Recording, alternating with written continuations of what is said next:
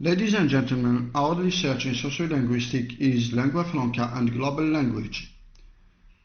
In order to reach the goals of this research, we followed the following plan. Firstly, we speak about the different definitions of lingua franca, then types of lingua franca.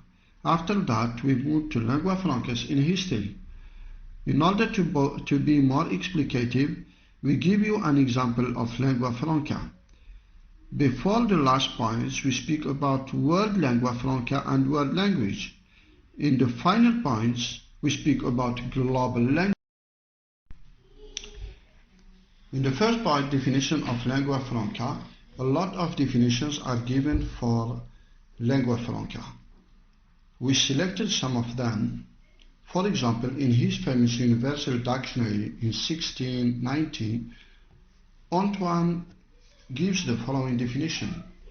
He said that a language or a lingua franca is a jargon that is spoken on the Mediterranean Sea, composed on French, Italian, Spanish and other languages, which is understood by all sailors.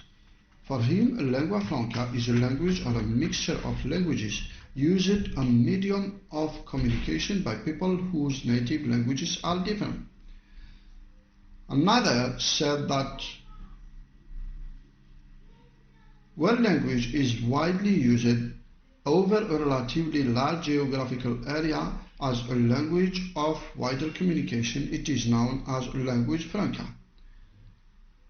It means a common language, but one which is native only to some of its speakers.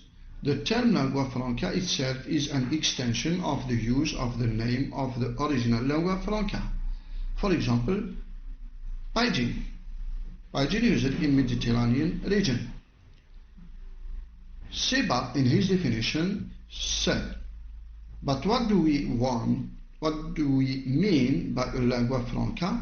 He answered that the term lingua franca is usually taken to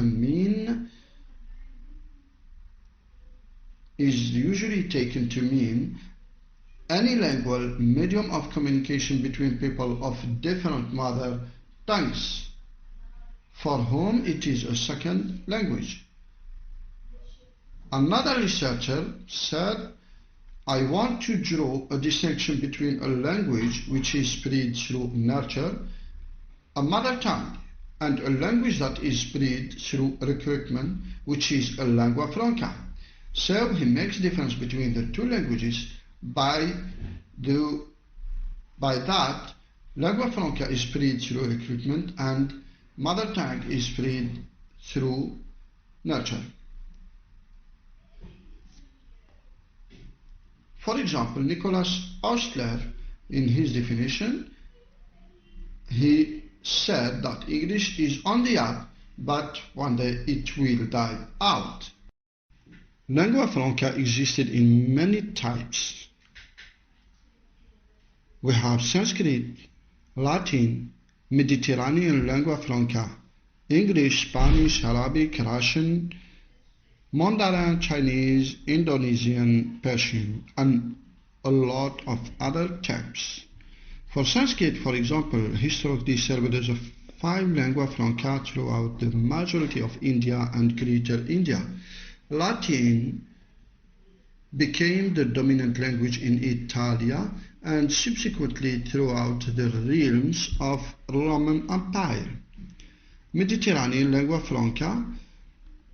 This language was spoken from the 11th to 19th centuries around the Mediterranean basin. We have English as lingua franca is often used by non-native English speakers who have different mother tongues to communicate with one another. Another type is Spanish, that is spread mainly throughout the New World, becoming lingua franca in the territories of colonies of Spanish Empire. But particularly in present day, Mexico, Spanish, Caribbean, Central, South America and the Philippines are still remains the lingua franca within Hispanic America. Another type is Arabic, which was used as a lingua franca across the Islamic empires. This language spread across the Arab and Muslim worlds. Russian also is considered as lingua franca, which is in use and widely understood in Central Asia and the areas of Russian Empire and Soviet Union. Without forget Mandarin Chinese. This lingua franca is used in a Greater China, Maintained China and Taiwan, which are home to many mutually intelligible varieties of Chinese. Indonesian also is a type of lingua franca understood across the Malay world, including Malaysia, Singapore. Without forget the Persian, which is namely a lingua franca spoken in Iran, Afghanistan, Kazakhstan. It acts as a diga in lingua franca in both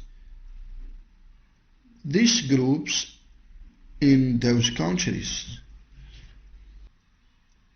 The question is, what is the evolution of lingua franca in history? The lingua franca has oral language known many variations over time, while also geography. Linguistic influences are exercised differently. Predominance of Italian and Tunisia and in the east of Tunisia and Libya, of Spanish in Algeria, where this language is also called Little Moorish, of Spanish and Portuguese in Morocco. Some from were maintained until the middle of the 20th century in Tunisia and Algeria, even if the speakers were not aware of the origin and the meaning of the words used. It is also called Sabir in Portuguese, Spanish, Occitan and Catalan Sabir, or even Franco, designating rather than inter-ethnic language used in Western Mediterranean at the time of barbary piracy. The major importance of Occitan has been largely underestimated in studies of the lingua franca. For example, Hugo Schuchardt states that lingua franca speaker who use the word mangiare to eat must be thinking of a loan word from the Italian mangiare. He neglected the fact that in Occitan and only in this language the word to say to eat is mangiare, which is simply another spelling of mangiare. The words used were mainly borrowed from the Romance language, Portuguese, Spanish, Sardinian or Italian, French, Occitan, Catalan, but they could also belong more marginally to other languages of the Basque Mediterranean, such as Arabic. In 1830 in Marseille gives us fairly clear vision sociolinguistically of the state of the lingua franca in the Regency of Algiers before French colonization. So, the lingua franca being essentially utilitarian, it has left very few direct written traces. The vocabulary is very limited, the grammar almost non-existent. The verbs are used in the infinitive and without any form of mode of time. In the 17th century, however, rudimentary distinctions of time in the past, present or future are apparent. A large number of common words in French, as in other European languages, and even local dialects arrived from the East throughout the lingua franca.